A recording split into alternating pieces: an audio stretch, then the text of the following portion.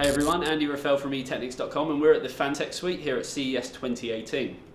Now, we're always ones for innovation, and Phanteks has definitely done that. What we've actually got here is a set of power supplies that they're going to be releasing, hopefully in Q1.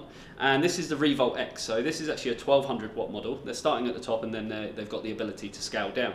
Now, what this actually allows you to do is have two systems running off of one power supply, which may sound like something you may have heard of before, but they've just done it in a much cleaner, tidier way. Generally, when you see things like this, it's quite a sloppy solution. You have to have cables and connectors, and essentially you have to go out and buy new kit to actually make it a functionable, kind of real life kind of situation.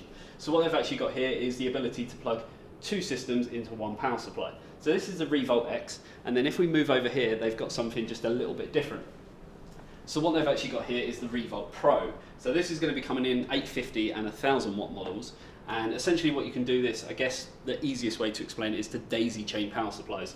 So you can have your first power supply here, you could be feeding the main motherboard system, CPU and everything to it, but your graphics card could be running off of a second power supply.